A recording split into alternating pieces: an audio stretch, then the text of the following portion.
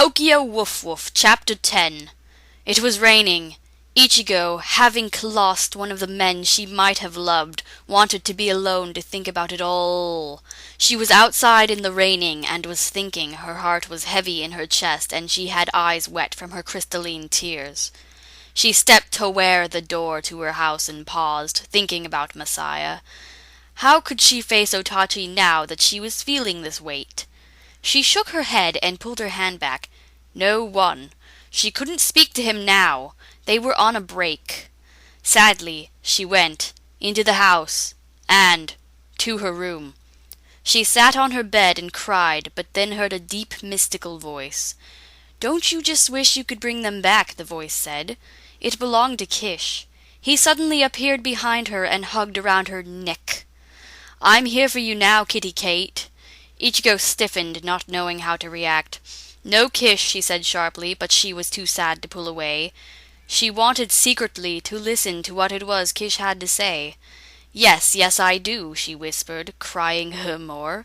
"I want him to come back now so badly. I thought I loved Otachi, but now I just don't know what I think."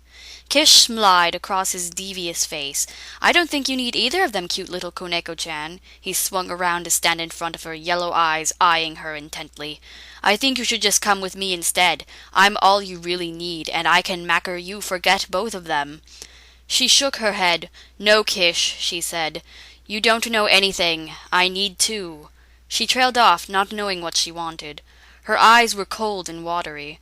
Kish put his hand on Ichigo's arm gently and said, "I'm trying to help, pet." Ichigo looked up at him, not sure if she wanted to pull away or stay where she was. One thing was for sure, and that was that she didn't like him calling her pet. She slapped him across the face, letting him feel the hot sting of pain. "How dare you call me that, and how dare you come to me when I'm so vulnerably?" Kish grinned and licked his lip, which had split as Ichigo had hit him.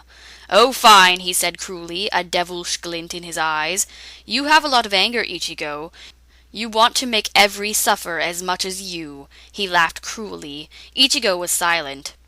Then Ichigo glared at him through brown eyes and yelled, "No, that's not true. A Mew Mew Byakuas. I don't want anyone to suffer at all. Don't you dare make up your mind for me." Leaning in, Kish pressed his warm lips on Ichigo's forehead and grabbed her forcefully by the arm. Chigo 0 tenses and can't pull away. She screams, but Kish covered her mouth with his hand to silence. She struggled in a futile attempt to get away, and he pushed her against the wall. "Be quiet! Don't want to wake your parent, sup." She slapped his hand away with wolf strength, then tried to run towards the door. He tackled her almost in a glomp, laughing and saying, "What's wrong, Koneko-chan? Aren't we gonna have fun?" Kish pushed his weight against her, pinning her to the floor. Moving his lips to her neck, he bared his fangs and sunk them into her neck. She tenses and opened her mouth to make a scream, but it was stuck in her throat. "What was happening?" Just as fast as it happened, it ended. Kish pulled away from her and licked the delicious-tasting red liquid off his lips.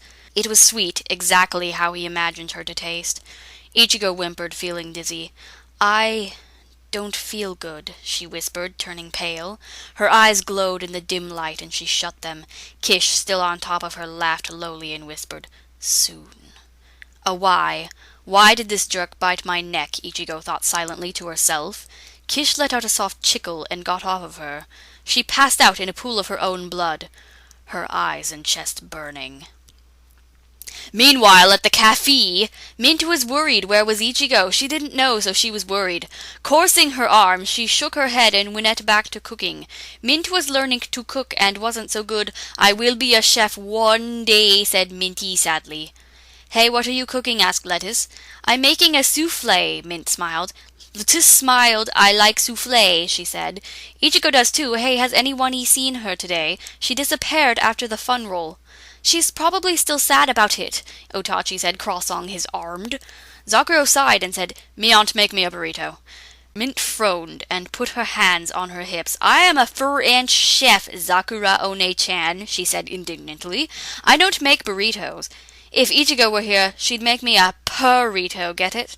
But no one felt like laughing at the joke. They were all secretly worried about Ichigo. Pudding suggested, "Why don't we all go to Ichigo's house, Desu?"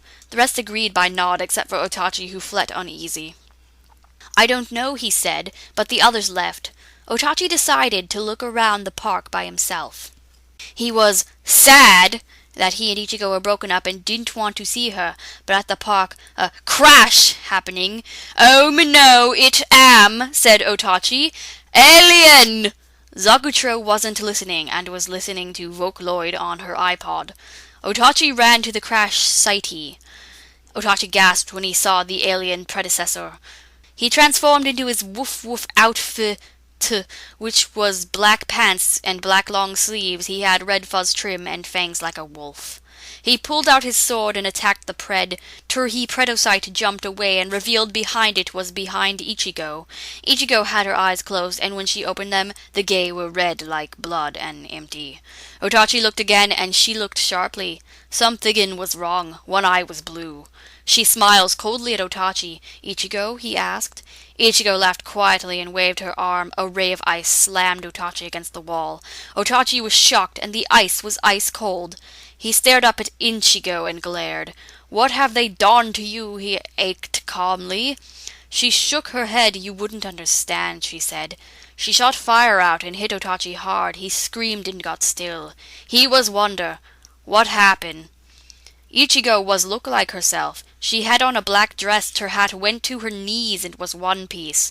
She had long sleeves and white lace and a black version of her chat belt choker, and her hair was down. She had on a mini black top har with a bow and bulk Lolita shoes, and her eyes were fire red and ice blue. Oh no, Otachi thought. Oh no, indeed. Ichigo lifted the knife and pushed it to his chest. "I'll make you understand," she whispered. "TBC. Hey guys, I wrote this chappie as a collab with my girlfriend Dante. I love you! She wrote the first part. She's a much better writer than me, but I liked it okay.